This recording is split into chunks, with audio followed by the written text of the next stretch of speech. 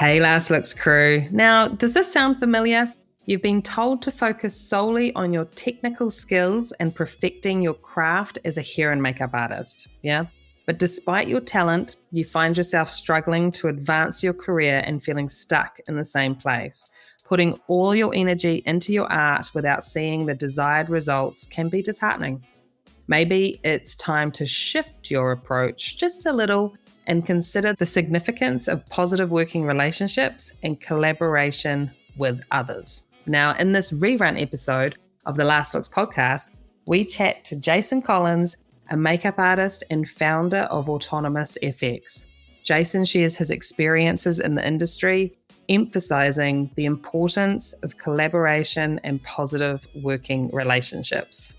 Jason strongly believes in communication, respect, and inclusive working dynamics within departments.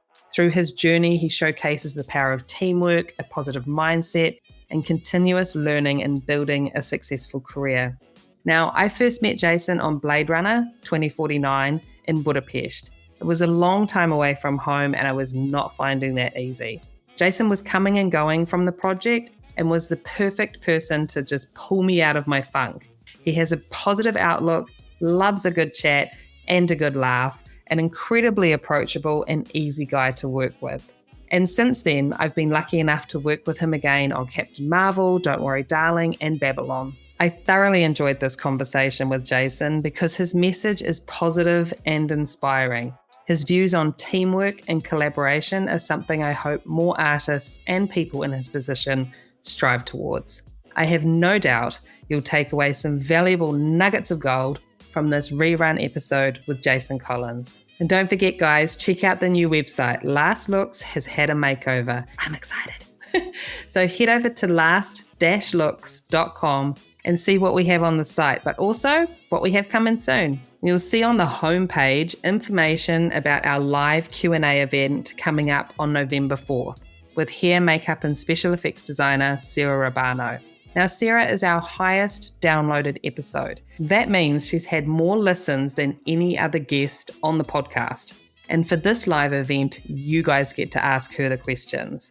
We have a promo code, so our Last Looks crew can get a discount. The promo code is EARLYBIRD, all one word. Listen, I'm amped to see your questions coming in. We have some great ones that have been submitted already, so jump on it, guys. Promo code EARLYBIRD. Okay, my name is Jamie Lee, and this is the Last Looks podcast, a show where I catch up with hair and makeup artists working in the TV and film industries around the world. And today on this rerun episode, we are joined by specialty makeup artist and founder of Autonomous FX, Jason Collins. On with the show. And now, a word from our sponsor. Mio Cosmetic Cases are the preferred safety touch-up system for pro makeup and hair artists. As makeup and hair professionals, we are constantly having to carry an endless amount of products in our kit, always in search of new ways to condense our kits and increase efficiency on the job. Mio Cosmetic Cases offer on-set touch-up kits that hold multiple types of makeup, helping you save valuable touch-up time on set, keeping your makeup safe and hygienic for talent, and significantly lightening your travel and set bags. They also offer depotting storage palettes in various sizes that assist to reduce weight and bulk in professional artist kits. A committed and globally verified environmentally conscious company, Mio Cosmetic Cases allows you to feel empowered that when using our products, you are committing to save the planet one small act at a time. Join the Mio movement today at myocosmeticcases.com. Mio Cosmetic Cases, meticulously designed with pros in mind. And now, our feature presentation. Pictures up. Last Looks. Rolling. And action. Welcome to the Last Looks podcast, Jason. Thanks for having me. Hey, you're welcome. I would like you to finish this sentence for me, okay? Okay. Once upon a time, there was a boy named Jason, and when he grew up, he wanted to be... An astronaut. Did you? Well, that was the first thing I That's wanted terrifying. Of course. That was the first thing I wanted to be when I was like 6 or 7. The makeup effects didn't really happen until I was 12, and I found a magic book in a magic store that I was like, holy cow, you can do this? And, that's what started that fire. But yeah, an astronaut up until then. Okay. So a magic book in a magic store. What part of makeup has got to do with that? Well, yeah, that's interesting. I don't know why a makeup book was in a magic store, but it was. Okay. I was 12 and I was there with my mom. She took me to this magic store because I was kind of into, a novice magic. I was pretty terrible at it, actually. But, she was taking me to the store to get better. And I found this book there. And, I started reading through it, and they had like one little bin of supplies underneath a glass case of like flexible collodion, all the toxic stuff back in the day. And, and they had a book up on top of the glass case, and you can open the book and it showed you how to use the collodion and liquid latex and all this other stuff. And I was really into magic and sort of fooling people at that time. And I didn't even know that was a thing. Obviously I was 12. And I didn't know that career existed. Yeah. So I got that book and I became obsessed. I kept going back to that magic store and buying those supplies. And I made a victim of my mother and my sisters and my friends, and for quite a lot of years, and got a lot of collodion stuck in hair and a lot of terrible things to people. But, but what were you trying to create? Like what kind of makeups were you doing? Well, you always start with the easy stuff, right? You start with the gashes and the cuts and the scars and stuff like that. Anything you can kind of do out of kit that doesn't involve casting or life casting somebody or sculpting. Because, at that point, you don't know anything about that stuff until you find other things like, Dick Smith's book or Tom Savini's book or Richard Corson's book, stage makeup book. You don't really get into that stuff until you find those sort of treasures back in the day. Yeah. And, we didn't have the internet back then. So you're stuck with whatever you can find at the library. And those 3 books opened my eyes, Dick Smith's book, Tom Savini's book, and of course, Richard Corson's book, But so you do what you can do out of those expendable materials like latex and collodion. And it's funny because after a year of doing it, my mom was always my victim. She's like, I can't look at another gashed out leg. I can't look at another. You got to do something different. So you got to expand a little, Jason. Come on. So she really pushed me to get out there and find some more knowledge and things like that. But she was always my victim. So, Oh, that's very cool. So you're going through high school and stuff and coming to the end of that, and you're thinking, how do I make this happen? So what happens? Yeah. Well, it's funny because I was lucky where I found a couple of people as I was going through high school that were into the same things that I was into. And it's very strange. You don't find a lot of people like that, but when you do, it's funny because I've always felt lucky with this career because it's always been a passion, and it never feels like work. Sometimes the politics feel like work and dealing with producers and that stuff, and of course the paperwork and things like that. But the work itself never feels like work. And when you meet people that have that same passion and desire and obsession, for lack of a better word, when you're young like that. And let's face it, when you're young, you don't really have anything else going on. I didn't have a big social life or anything like that. So all I did was this stuff. And I've met a couple of friends that were really into it, and we would have these makeup effects parties essentially. And, a good friend of mine, his name was Nathan Hayden, whose brother's actually Eric Hayden. He's a big visual effects guy now. And a good friend. But we met in high school, and I used to go over to his house on the weekends. And, he was farther along than I was because he was, taking the Dick Smith advanced course and sculpting these big creatures and things like that. I was like, holy shit, how do you do that? Wow. So, that was just that just educated me 1,000-fold working with him. And so, when you meet people like that, they know other people, like Nate knew a guy in LA named Grady Holder who was working actually professionally and things like that. So you can kind of reach out to these people and learn a little bit more about the business. And much to their credit, they always gave you this great advice. When you're in high school, they said, learn everything, learn a bit of everything. That way, when you get out and you start working in the shops, then you'll know a little bit of everything. You'll know how to mold make, you'll know how to, paint a set of eyes or do a set of teeth or sculpt something. You won't be able to do it, as good as the greats or anything, but at least you are somebody that can present a wide skill set and be used in multiple applications. So that kind of advice when I was in high school, I was lucky enough to receive from people working in the business and things like that. So, that just constantly working. So, when you got out of high school, of course, mom says, and grandparents say, you got to go to college and things like that. So as for a backup career, because, makeup isn't a real career. So I chose to go to film school, that was my backup career, which looking back on it, it's really a silly backup career. Accounting or something like that probably would have been better. But so I went to film school and left that early. And then when I left that, I actually moved to LA proper and I started working in the shops. And my first job was with Steve Johnson's XFX on a movie of the week. So cool. That's how it started. Awesome. And you just kept going from there. So you were mainly doing workshop stuff at that point? Yeah. I mean, and that's what you do when you start out, right? You kind of use the skills that you've honed in from the years in high school and junior high and everything. And what I had honed in were all lab skills, much more than makeup skills. I mean, of course, the end goal was to be a makeup artist, but making things and, anything that you could do on your own and had easily accessibility to was the things that you sort of specialized to. So the jobs that were available to us, to me anyway, at that particular point was, getting in at an entry level in a lot of these shops. And it's funny because the first day on your first job professionally, I mean, you just learn, you start learning 1,000 miles an hour. And, and you have to be a sponge at that particular point in time. And luckily I was, I just really absorbed everything around me and realized how relationships work and how there's also a camaraderie to it. Camaraderie? Oh, it's an interesting word. Yeah.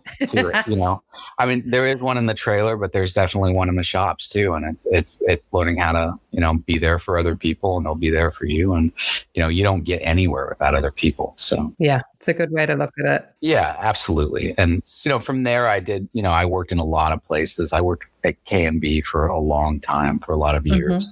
Luckily enough. And, Howard Berger was always good to me and Nicky Carroll. And, I really was able to sort of cut my teeth there and was sent out to a lot of sets and things like that. And just grew exponentially there. And from there, I just started supervising other people's shops. And then, an opportunity presents itself to you.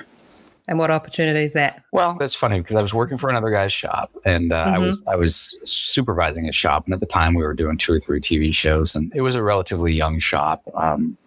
Started out in his garage and he was the guy that I met in the shops that I would work with on the weekends and at night and help him out on his stuff. And, and he was sort of climbing up the ladder rather fast. And, he got a couple of these TV shows and we were all kind of just sort of learning how to do these things. He was learning how to run a company at the same time I was learning how to run a crew for him, and that I learned a tremendous amount as far as interpersonal relationships are concerned, as far as, working with crews and trying to understand their plights and, what they're having troubles with. And, and that's where I really learned that, how much home emotions really come into the workplace every day and how to deal with that. Because at that particular time, I think it was in my mid 20s, mid to late 20s, I didn't know anything about dealing with people or running people, or running a crew or anything. And you start to realize, oh, well, you have to sort of be a therapist at the same time, in order to get people to go because they have issues, whether or not it's ego or whether or not something happening at home or things like that. So,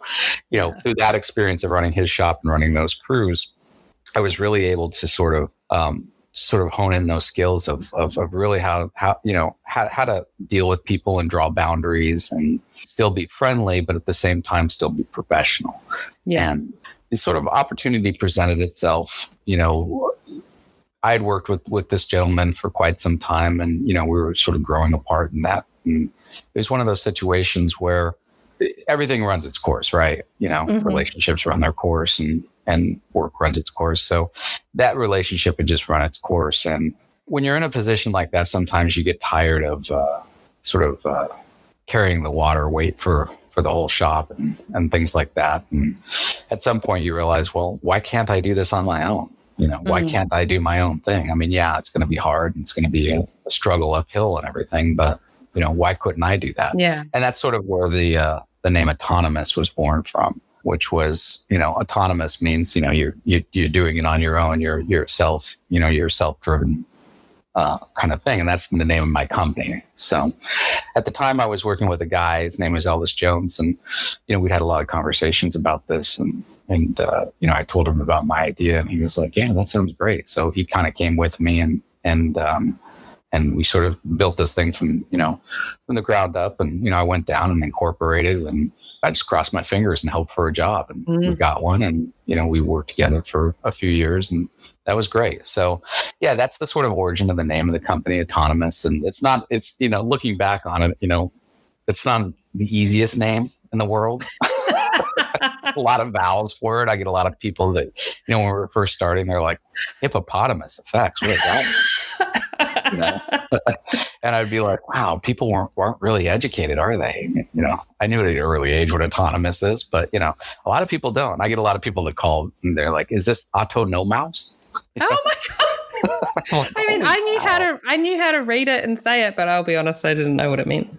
Right. Well, and that's, our logo has a sort of like automaton on there, and an automaton is like a self-driven robot, Right. That kind of thing. So anyway, that's the origin of the name. And, once you get it, you're stuck with it. So, now it's become home.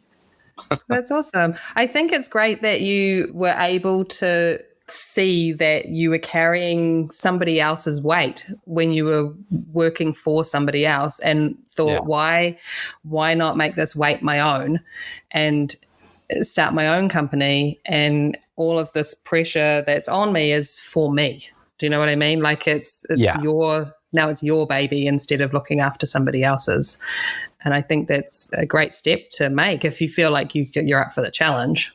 Oh, absolutely. And, it acutely makes you aware of the sort of pressure that you put on other people around you that are working for you. Nobody works for me. Everybody works with me, that are working with me, and I'm very, very acutely aware of the pressure that I put on other people. And, of course, we all have our bad days. And, I don't always have the most sparkling personality in the shop when I'm sort of going through a rough time on a project or something. But, I always try to remember it and make sure that nobody feels like they're carrying the burden of the company, that they're all just sort of playing their part in it, because, that's what it was. I mean, the irony is, the name Autonomous, it's a funny thing because, nobody really is autonomous, really, at the end of the day. I mean, I still have this wide group of people I depend on and care about and love, and, that work with me at the company. And, I don't do it alone. There's no way, shape, or form you can do it alone, and that's been the greatest sort of lesson. I think that it's funny because you start out, I'm going to do this on my own. And you realize, you don't really do this on your own. You're much stronger as a group together. Luckily I've got a lot of people that worked with me for a lot of years, friends that I trust, and we've got a good core group of people. Yeah. And I think that just goes across the board. To think like that is a far more positive way to work. Like even if you're in the trailer working with the hair department or costume or whatever it is, just that teamwork mentality is just such a more positive way to function and work. Yeah, absolutely. And we work in a business where it is tough, right? Because it is, in a lot of circumstances, it is ego driven, and I've got my own ego and everybody's got their own ego and everything. But, I think every day the opportunity that I get to work with a group of people in my shop and to come up in the shops the way that I did, because I do realize that everybody gets a turn, right? Everybody gets a turn. And if you support other people's turn, then it makes everything more enriching for even your own experience, when you get a turn. And that's really what it is, and I'm really thankful that, on some of these bigger shows that we do, the core group of people that come in, the hair and makeup teams that work with us and everything, that we do sort of form a tight bond and family together. And I think that's, people attract like-mindedness, a good deal of the time. I mean, if you've got a good head on your shoulders and, you don't got a lot of darkness that you're dealing with, most people do attract like-mindedness, Yeah. That's what I'm lucky. I try to I try to thank the universe for that every day. Sounds a little hippie-ish. No, you got to put the thanks out to something. So Yeah, exactly. that's awesome. So when you're hiring artists to work for you, whether it's to helping you out on set or in the workshop, what are you looking for in those artists? Well, I mean, it's a different set of skill sets. I mean, it is and it isn't. An eye is an eye. Somebody that knows what they're doing. It certainly is different here than it is in Europe, and because I do think that a lot of the Europeans, this isn't true for everybody, but they set up a workshop with sound stages and things like that, and the artists that they're bringing in to apply are also the artists that are making a lot of this stuff. And right. I think that happens way more overseas than it does here. It's definitely a much smaller pool of the artists that makes things in the shop that go to set for those things. And, I think that if you can provide that opportunity for people, always do that, because people take ownership of the work, and ownership of the work is the most valuable thing that you can have. It makes you look good. It makes the shop look good. It makes the show look good. But, a lot, we have unions here and things like that. And a lot of the shop people aren't unions. So, those people, when I hire the people for the shop, they're either a great sculptor or a great mold maker, or they're a great mechanic or a painter.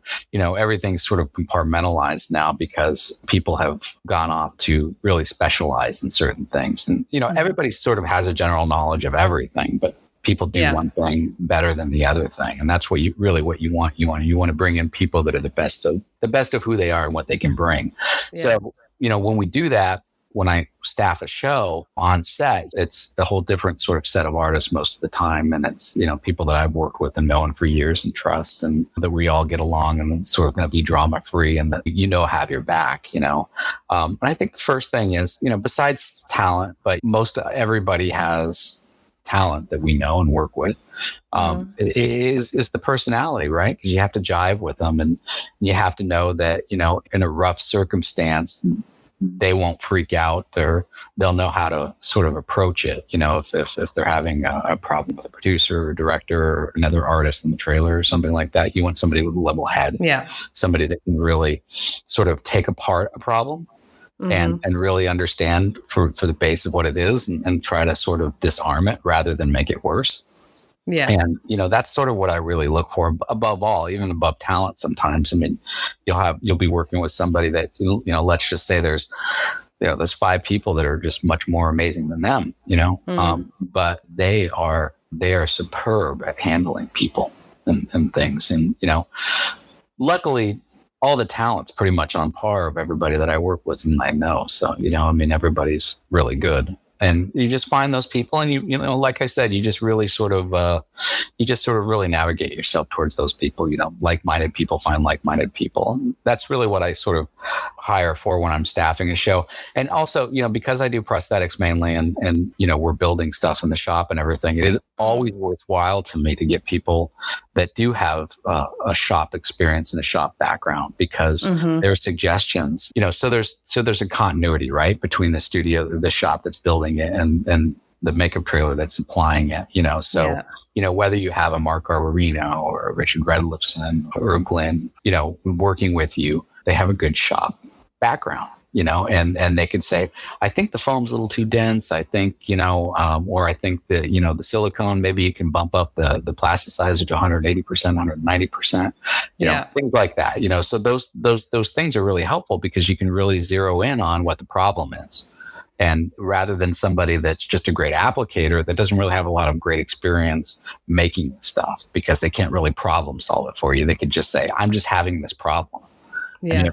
And you have to sort of play 20 questions to figure out exactly what the problem is. Whereas somebody with a little bit more experience can say, well, I think it's the dead nerds leaching, or this or that, or whatever it is, and so, yeah. It just makes sense. So for yourself, being mainly in the workshop and then transitioning to being able to work on set, like getting into the union and all that kind of stuff, I'm assuming that's helped greatly with the business, being able to do both of those things. Tremendously. I mean, joining the union about 10 years ago or 11 years ago, whenever I did, was sort of a game changer for me.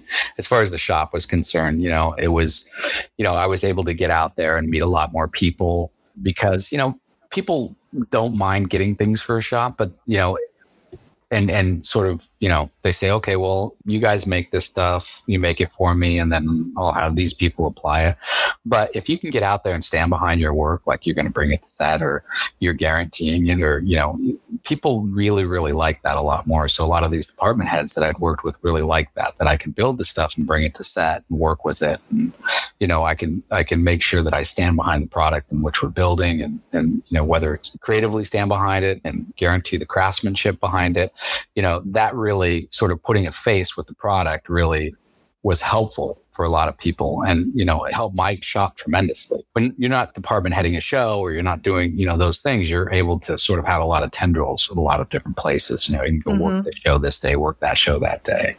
Work this show that. Yeah. And you can sort of get to know a lot of people really quickly and start building a lot of things for them. And then, what's great is we also build things that, like bodies and surgical rigs and mechanics and things like that. So you meet other people when you're on set. Like a prop guy says, I need 10 bodies, with distended necks because they're going to be hanging here. And they're like, well, we can do that.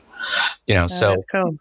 Yeah. So that was really, really a game changer for me joining 706. Yeah. And I think being able to, as you say, being able to see your product through to the end, like being able to go on to set and either apply it or oversee it being done, that's awesome. Because if you're just constantly sending stuff out and not being able to actually see or follow that through would be frustrating at times. Yeah. And it's also frustrating for them because a lot of the times they can't explain the problem if there is an issue. Why the director didn't like something, or why, they're having a problem with the way a piece is laying or something like that. Like maybe it goes too much into the hairline or the beard or something like that, so it's frustrating for them as well, if they're not prepared to handle those things. Luckily these days, everybody's got a great skill set. It's sort of so rapidly changing that everybody knows how to do everything now. And I think that that's great. It's less compartmentalized than it used to be. Department heads are, really, and I think social media, you can think things like this podcast and other things that people are doing, where the information out there is just, if you want to learn this stuff and you want to be comfortable with it, it's just out there in spades, and I think that where we in the States at least used to be far more compartmentalized, I think everybody's sort of gravitating more towards the European model, which is everybody knows everything. And effects guys are learning a lot more beauty and vice versa, because beauty is sort of factoring its way into our applications. You do an old age makeup on a woman, you still have to put that beauty into it. Mm-hmm. Yeah. And your likeness makeups and stuff like that, where you have to put a whole beauty makeup on top of a likeness makeup is oh. Right. Yeah. And you have to know what materials to use and things like that. And, some materials don't really work well on silicone, and others work better. And, but then you have to have the skill set to actually pull it off, which is everything. That's very cool. So when Autonomous is hired for a job and it's coming down to how does the dynamic work between yourself and the head of the department and the directors and everything when you're doing kind of like character design and development and things like that? How does that normally work? Well, it's interesting because it works in a couple of different ways. Every project is unique and every set of personnel is unique. There's a lot of projects where we get brought on by a department head. And when you're hired by the department head and you're referred to production by the department head, then, you want to make sure that you include them in every decision. Some are running the department, like when I work with Donald Mowat, it's all his department. Right. It's, I'm not really dealing or interfacing with the producers as much, he's sort of doing that stuff. So I'm answering to him. Other department heads would much rather you answer specifically to the producers because they feel like they don't really want to get in the middle between what you're building and what the producers want, so everybody's a little bit different in that circumstance. And then when I'm hired by the producers, you generally are our own department, right? So it's like, there's sort of a trifecta approach there, and every scenario sort of works differently with each of the ways that you're hired, essentially brought onto a project. And each and every one of those have their own respect issues, like you never want to overstep your bounds with the department head. in general, it's a good idea, but especially when they bring you onto a project, you want to make sure that they understand they're in the loop of everything. Even if they don't really want to be hands-on, they're still in the loop of it so that they're not surprised by anything, because inevitably they're going to have to answer for it, even when you're your own department. So communication's key. Communication or respect.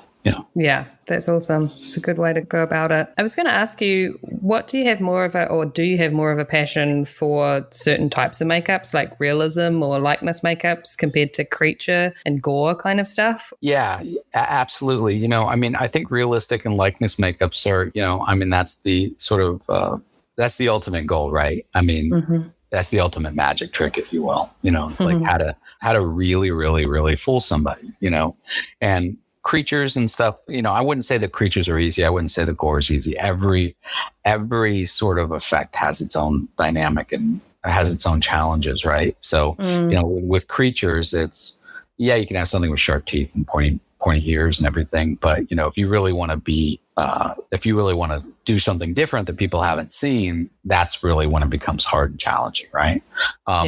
As far as design is concerned. And I do love doing creature work. I do love doing, it's really great when you can do character creature work. When a creature comes on and they've got this great character. It's not just something with sharp teeth and eyes and everything. It's kind of all of it in one bowl. It's a cool character, whether it's a goblin or it's that's the funnest stuff for me, I think. But then the realism stuff is the hardest stuff that you can possibly do, and especially as you sort of climb the ladder and you work with a lot more higher end talent. Whenever I see something, a successful realistic makeup, my hat's always off to them, because I know that there's much more going on behind the scenes than just the makeup, because we can sculpt something beautiful and put it on and everything, but you have to deal with a lot of the talent has their own opinion.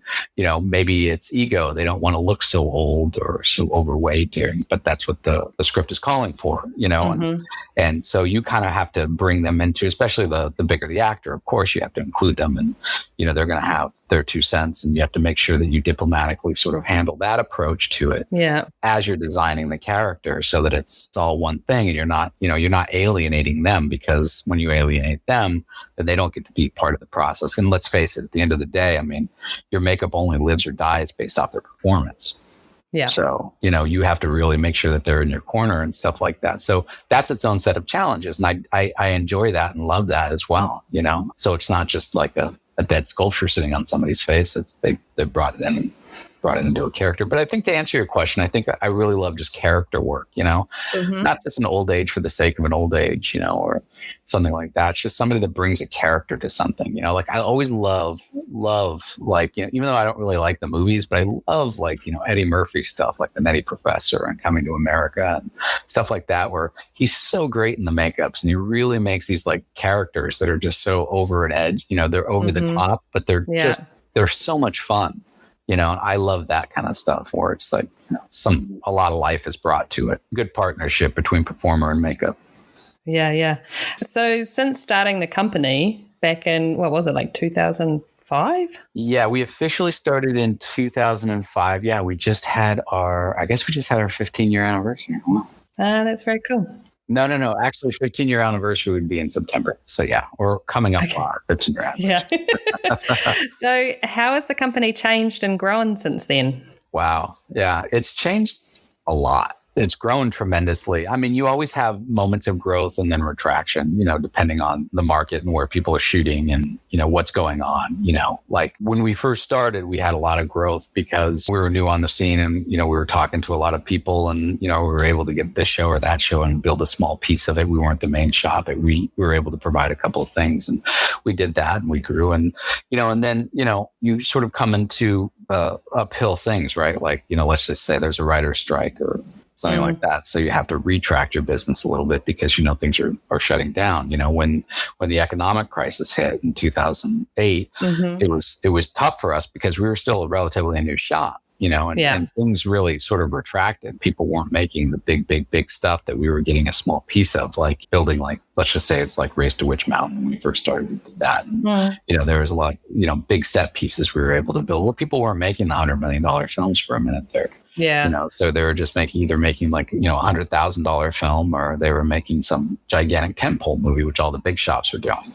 So that caused us to sort of really sort of retract a little bit and just sort of rethink our approach to it. When our approach became not being a mega shop so much as a boutique shop, right? And it's just tailoring ourselves to small makeup applications and things like that, and creating appliances for other people. So, over the years, it's changed dramatically. I'd say starting about 2013, 2014, we started getting really much bigger, and I expanded the company, and I brought on somebody to run the day-to-day operations, and then a floor manager. And then, you have to sort of compartmentalize like that, because your time starts getting spread out everywhere.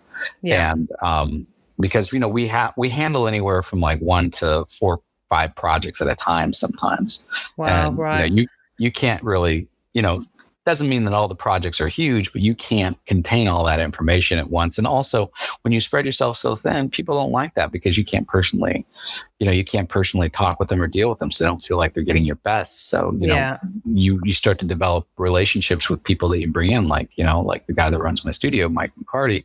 I'm able to have him start the relationships with the people and everything. So now there's complete relationships going on that I'm not really, I'm aware of them, but I'm not fully engaged with like he is, but they're getting the full attention from him and full attention from the company. They're not feeling left out. So we grew dramatically during that time period, and we're still growing. I learned a lot of lessons actually this year, because we were doing like quite a few big projects, and I learned that I don't want to be a mega shop. I don't get enjoyment out of being spread so thin in so many different areas. And there's 2 approaches to it, right? You own a studio, and you get to watch it live and breathe and become its own living, breathing organism, which is fantastic. Yeah. But then you're still an artist. And that's the thing that you struggle with sometimes is you have to make decisions that are based fiscally or, on what you can or can't do in the amount of time, the amount of money that you're given for something versus what you want to do for something. There's that struggle with it too. But, the big lesson that I'm walking away with for the last year and a half or so is just how I want to sort of curtail my company to be just more engaging and personal on smaller, not smaller projects per se, but, not taking on 5 big things at the same time, because at that point you're just doing a little here and a little there, and you don't walk away with the satisfaction of really feeling like you had your hands in something. Yeah. That's what I need, as an artist, and what I need as a creative person. Yeah. And it's something that your clients need as well. They need you to still be passionate about it and like hands-on and getting in there. So I think being able to give them that service is pretty awesome. Yeah, no, absolutely. And your company's brought on for a reason.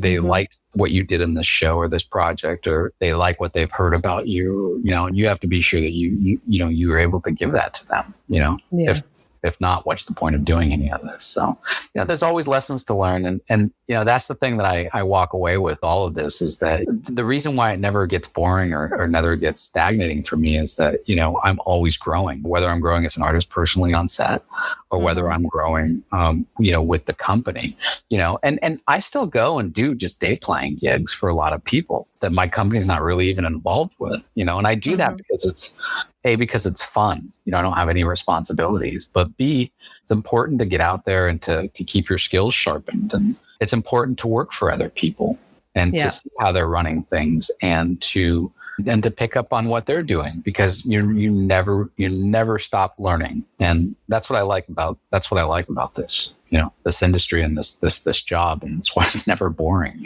Yeah, no, same. Totally agree. I was going to ask, your company is doing something new. Is that right? Yeah. What we're doing is, we get a lot of calls, and, like I said, we deal with a lot of TV shows and a lot of things that are happening really quickly, right? There are things that don't have a gestation period of a typical pre-production of, we need to get somebody in for live cast and sculpt and mold and create this thing. So, and I think that that's a good deal of all television film production these days is everything that's just happened so fast now. Pre-production is sort of thinned down on a lot of things. And so, we get a lot of calls from a lot of department heads that are always asking for, what do you have that's readily available? What do you have in your inventory? What do you have for stock molds and things like that?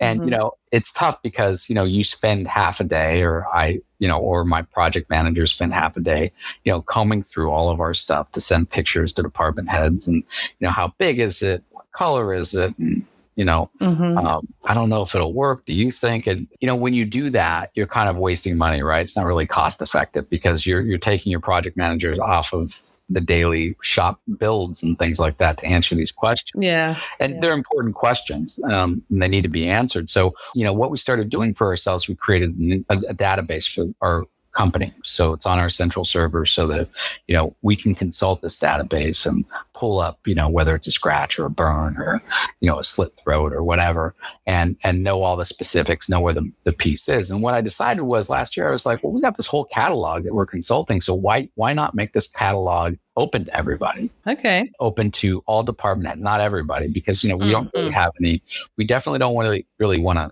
service, novices or the haunt industry or anything like that. We just really want to just keep doing what we're doing with department heads and things like that. So what we're doing is we're putting out a catalog that's available as an extension of our website. So a department head can log in and they can see every appliance that we have that's in our catalog. They can put it in their wish list. That gets emailed to us. There's a picture of the appliance applied. There's a picture of what the size of it is. There's a picture of what colors it comes in. Of course, you can make it any color you want, blah, blah, blah. And then, we're doing the same with tattoos because we have hundreds and hundreds of tattoos. And, tattoos are also another one of those things where people are like, I've got this prison scene tomorrow and I need, 40 Russian prisoners with all these tattoos. And so they were able to go into our brand that we're launching called Autonomous Ink. And they can go through and they can sort of pick this tattoo and pick that tattoo. And what it does is it makes it easy for them and makes it much easier for us. It's not something that, I think that we're concentrating our company out as a huge revenue stream for, but it's one of those things where it just makes everybody's life easier. Department heads have 5 million things they're doing throughout the day. They also don't have the time to get on the phone for an hour and a half and figure this thing out. They can go to the website, they can look at it, they can download the picture, they can show it to the producer. They like that. Great. Hey guys, we want this, this, this, and this. And then do you run that piece or you already have a stock of stuff or? We run it. So, we can have a piece to somebody the next day, which in most circumstances, which is pretty fine, obviously if there's something that's an emergency, we can do it. You always want to kind of cast fresh pieces. You don't want things sitting around. Yeah. Because, just the wear and tear of things and how things are stored and everything. So, yeah. And, with the tattoo stuff, it's great too, because, we have no interest in putting anything out in stores or anything like that. Again, it's just more of an easy accessibility for the people that we are already engaged with and people that, don't really know much about us. It's just something that you can easily take care of for yourself. It's sort of like a one-stop shop kind of thing. And, again, it's not something that I think we're going to change the industry with, but it certainly is something that I think is going to make everybody's life a little easier. Yeah, it's more efficient. It's a more efficient way of working. Yeah, that's awesome. I was going to ask, since Autonomous started and you guys have been doing jobs, what has been a favorite? Oh. If you can choose a favorite baby out of all the babies that you have created. Yeah, that's interesting. Favorites work in different categories too, right? Yeah. I loved these people, but I didn't really love what we did, or I didn't love their creative decisions, but I love, or I really love this thing that we created, but I really hated those producers.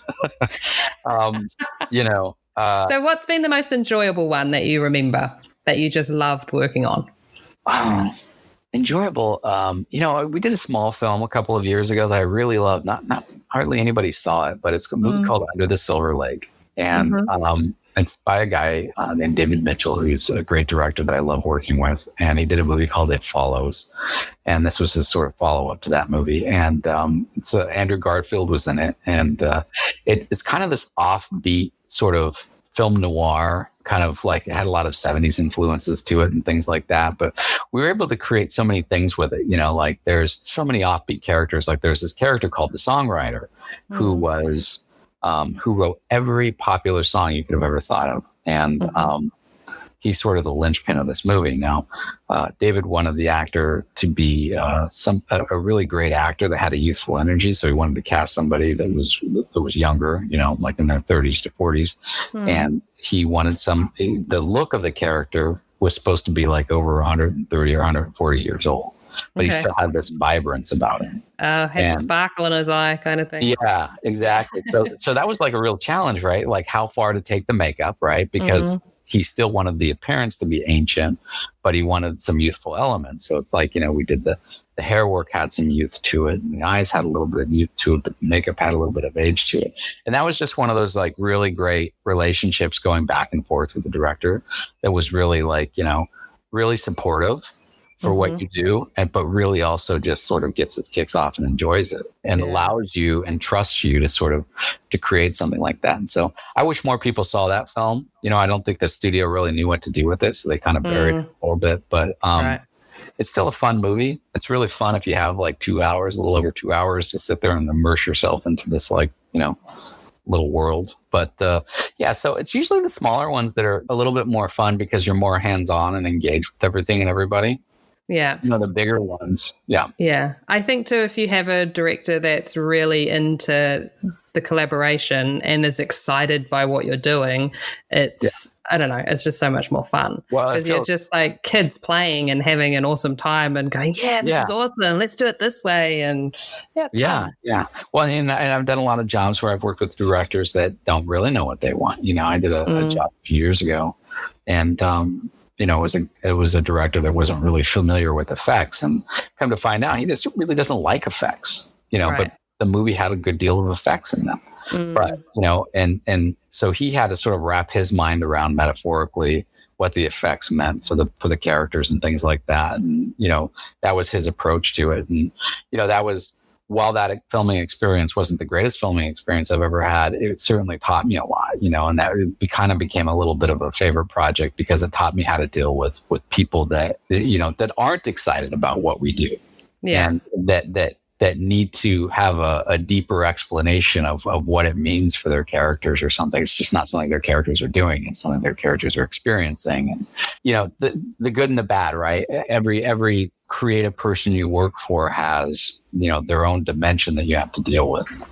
And, while some are great and supportive and they're like a kid in a candy store, others are, they're challenged by this and you have to help them get through it. And that becomes kind of like a fun process as well. I mean, it's never fun when you're doing it because, you're doing 5 to 10 ideas that they don't like to the one idea that they do like. But when they like it, that's amazing. And you've gained their trust on that situation, which is right. And you break through to them. And, it's, while I don't see them, when the project's done, they tell you they're never going to do another film with a lot of effects because I think that it's just not their wheelhouse, right? Yeah. Their wheelhouse is dealing with like, interpersonal relationships or romantic comedies or things like that. And that's also another thing, it's like, a lot of people, a lot of creatives out there, they have a block when it comes to this stuff. And, but I do like doing that. I do think that's a great challenge. And I learn how to spot that in somebody very early on now. And how to sort of go in sideways, because they're like, my film's not about the effects. You're like, no, never about the effects. Even with films that are nothing but effects, that's never about the effect. Yeah.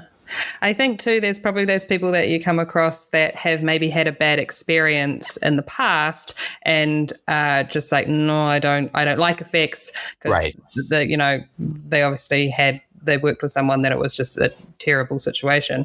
Right. But then by the end of you working with them, you've flipped them over and they're like, actually, if it's done right, this is amazing.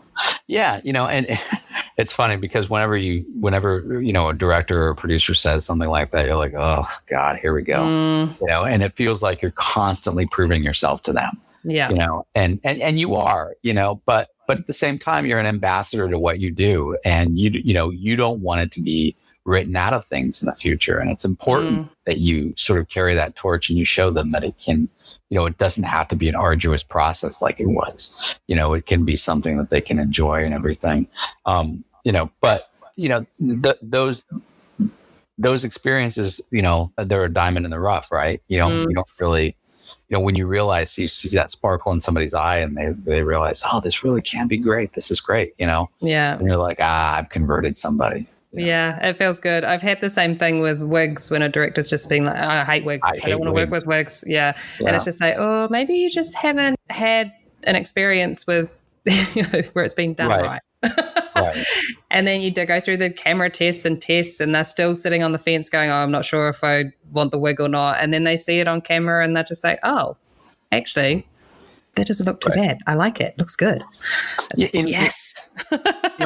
It's funny because I've also found that with people like that, I've worked with some really highly intelligent people, uber intelligent, and they work on a lot of different levels, right? They work on this emotional level, and they work on the cerebral level, and they work on this, and they just don't want to be played, right? Meaning they want directness, and they want authenticity. And, there's so many, they've had these experiences where they've been played by people, meaning, people are like, oh, you'll love it. It'll be great. This is what you need. This is what it wants. This is what, when people are doing that, they're shutting them out. They're not allowing them to collaborate, and they feel played. And I think that that's a thing that, everybody needs to feel like they have their hands in it, and they need to feel like that, in order for them to feel like they have gotten something out of it. So there's the psychological as well as what ends up on the screen, especially, if you want to carry on doing business, right?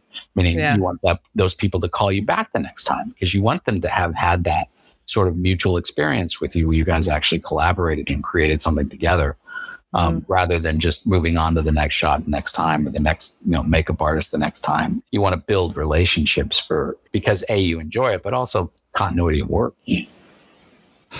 It amazes me, Jason, that you get to this point and you're so knowledgeable about all of these things, and you didn't go to college for it. So many people go to college for years to learn, do you know what I mean? To learn business skills and learn people skills and learn how to manage people. And it's amazing. It just goes to show how much you can learn just through doing it, through experience. It's amazing. It's great. Absolutely. And drive is everything. You have to want it. You have to have that passion. You have to sort of, just being open to it.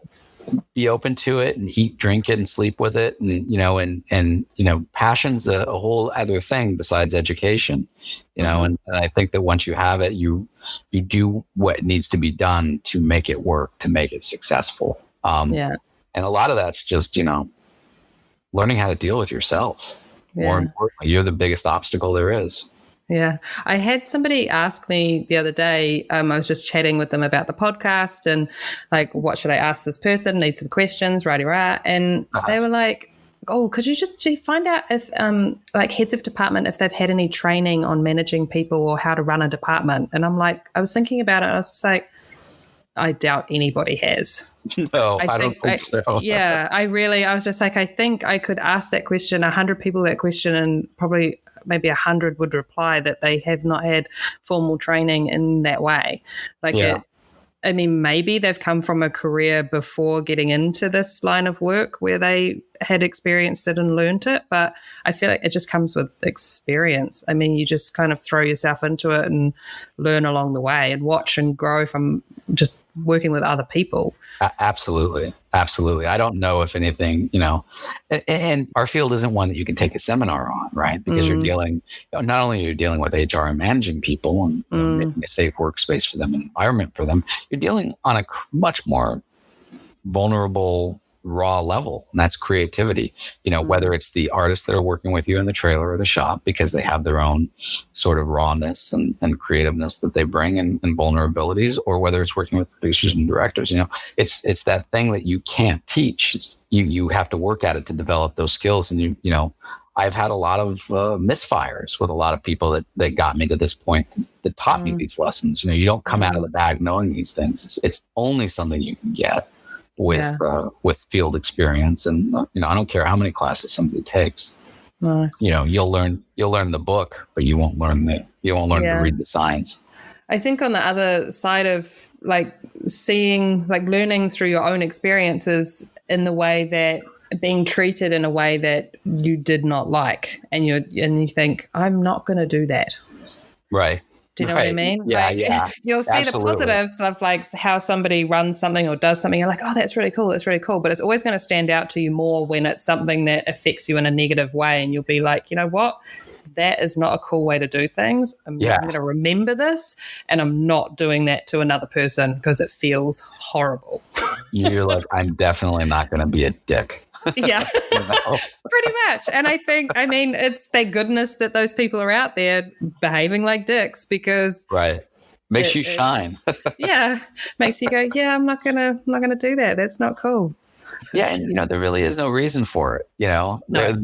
There just isn't. It's not. Let's face it, it's not. We're not rocket scientists here, and I to use an old tired cliche, but it is. We're all people that are supposed to be loving and enjoying this, and loving and enjoying that camaraderie. And yeah, things get hard sometimes, but it's not that hard.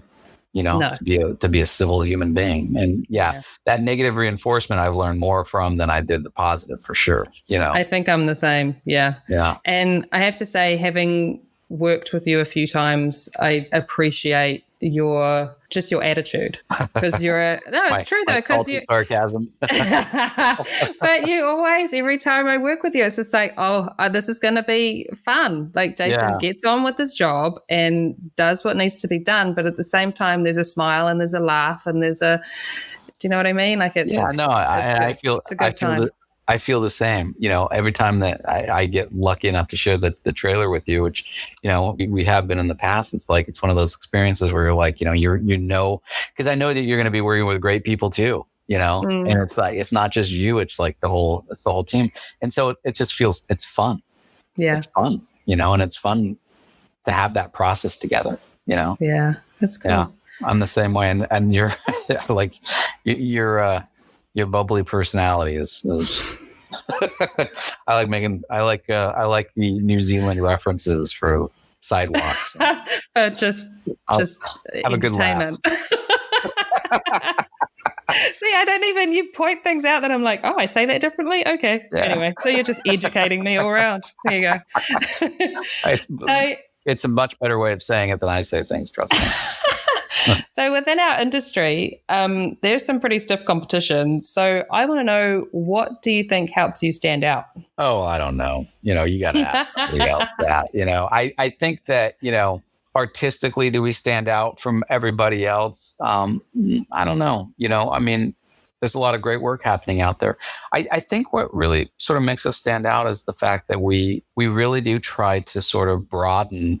And I say we because it's always a we, right? When I'm dealing with a company or when I'm on a makeup team, we're always trying to broaden our base and do more things. The more things that we can do, the more accessibility people have to us as a company and me as an artist. So it's one of those things where it's like, if you can do bodies, if you do robotics, and you can do rigs, and you can do character makeups, and the way that I see this sort of catalog that we're going to be unleashing is yet another avenue, right? It's another accessibility that people have to you. So whether or not it's the individual artwork that people like, because we do try our best, or it's the fact that, we are a consistent group of people that they can depend on and know that we'll show up and know that we'll bring our A game to it, to use a tired cliche.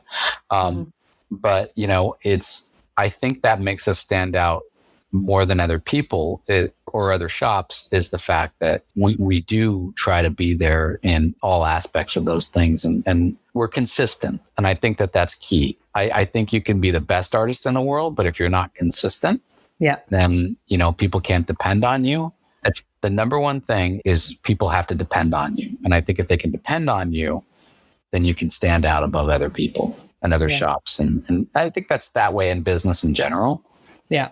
But I think, much more so when it comes to sort of artistic endeavors as well. That's very true. Hey, now, what are some of the latest jobs that you guys have done? What can we look out for? Oh, that's fun. We kind of got our fingers in quite a few things right now. Well, something airing right now is Penny Dreadful. City of Angels. And that was a great experience. We were originally referred to that job by another effects company, believe it or not, named Fractured Effects. And cool. Justin Raleigh had started on that pilot. They didn't get to filming or anything before he needed to walk away from the project because I think it became a little bit more involved than what he had time to do at that particular point. So he recommended us. Okay. And we came onto that. And that was a great experience because of, of course, I was a big fan of the Penny Dreadful series before then. And this one's much different. It's very different. Very different, which I think has a lot of people shaken, and a lot of people don't like that, but I think it's got a whole new audience of people that really do love that, Yeah. But you just have to look at it as a completely separate situation. Right. And there's a lot of people like, I wish they didn't call it Penny Dreadful. And you're like, why? It's perfect because the Penny Dreadfuls were, these sort of, Victorian comic books that had different stories of dread, and, working with John Logan, I mean, the guy is just, the creator of Penny Dreadful he's extraordinary. I mean, he's an extraordinary writer. Everything is detailed. He knows exactly what he wants. And, that's been a great relationship, and also just touching base a little bit about, having been referred to that project from Fractured Effects and Justin and everything. That's also another thing to touch base on is I think that, some of the newer shops and what's going on right now is that though we are all in business and we are all competitive because we have to be, there's a lot of camaraderie going on. Like, I work a lot with Vince Van Dyke, effects. And it's nice that, I'm very friendly with Fractured Effects. And, there's a lot of other shops that, it's not necessarily a cutthroat business anymore. It's everybody sort of supporting one another, the best they can, and that has been that's been one of the best things over the last couple of years is all this sort of working together, and so cool. And pushing each other because it becomes sort of much more of a sort of, I wouldn't say a family thing, but it becomes much more of an artistic collaboration that you can do with other shops. You can see how they're doing it and they see how you're doing it. And, it's priceless, right? Because it's comfortable, Yeah. And then you're not having to deal with a whole bunch of bullshit either. No, not at all. And it's people that are supporting with good people. And it kind of comes back to going back to knowing that, everybody gets a turn, right? And if you're supportive of that, then, it's great. It's really great because you get to sort of, when other people have successes, you get to be happy about that and enjoy that. Yeah. You really care for that person and like that shop. And so cool. I think that's really different these days than what's been going on before. So, we can get a show like Penny Dreadful and from another shop. And I have no problem saying, I got that because of them. And they thought highly enough of our work to refer us. And now I have a great relationship with those producers. And, meanwhile, including everybody in on it, it's great. It's a great experience, Back to some of the other projects that we're doing, we are currently wrapping up our sort of participation in a show called The Orville. Well, we're wrapping that up now, and another shop's taking that over, that's been a great experience. We just did a film that was just out called The Hunt, which was... I haven't seen it, but I need to see it because I've heard about it. And okay. It's fun. I don't understand why I got so mired in politics because it really is a film that's making fun of everybody. The whole political system right now, which you look all sides need to be made fun of at this particular point. Yeah, things get lost in translation sometimes, don't they? I don't know. Yeah, and I also think that I think that the gore was, a bit much for a lot of people. Well, now I have to see it. But, that was another great experience that we were brought on by a makeup department head that we work with a lot. Her name is Lauren Thomas. She's fantastic. She's amazing. And she brings us onto a lot of things and we work really well with her. It's another great collaboration, it's awesome. The friends that you make along the way, right? Mm-hmm, totally. And then, we're doing the fourth season of a show called Snowfall. We've done all the seasons up until now. It's not a huge show for us, but there's always somebody dying or, being shot up or a body being hung, cut up, that kind of thing. Yeah. There was 2 or 3 other projects that we're kind of in the middle of that we don't really know what's going on with them at this point in time, but shall resume soon enough. Awesome. But it's fun. That's very cool. Hey, I was going to ask you, what tool or product would you not want to work without? I want you to choose one. I know that that's extremely difficult. What did you just say? Telesis. Okay. It's the And would- one. It's the one product that is, that I cannot work without. It's proven, field tested, proved time and time again. Best product there is out there for gluing down a prosthetic. If I had to pick one. And would you like them to stop discontinuing certain ones?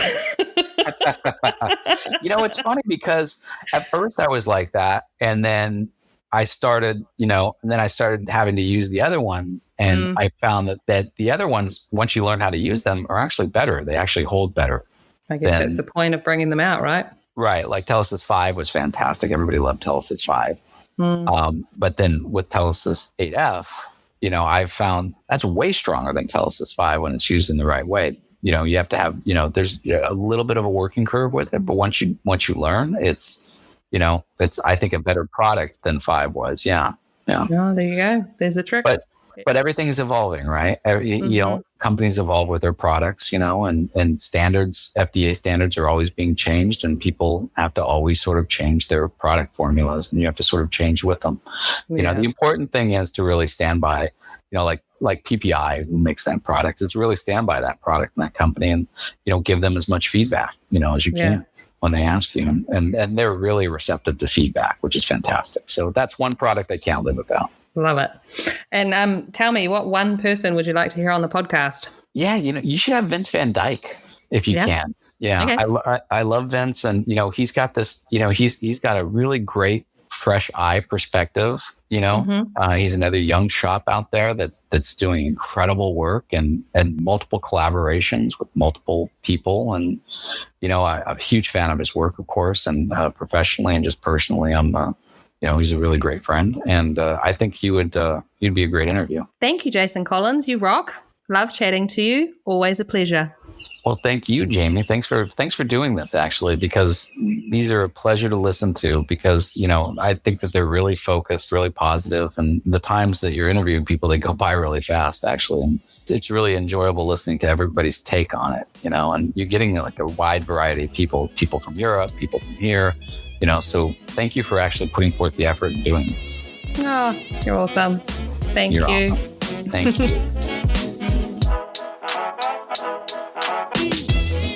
Okay, Last Looks crew, thanks for listening. And remember, if you love it, share it. A quick scroll down and you'll find our show notes. Or maybe you'd like to give your support and leave a 5-star review. Go on, I know you want to. Search the Last Looks podcast on Instagram, Facebook, or TikTok, whichever one tickles your fancy.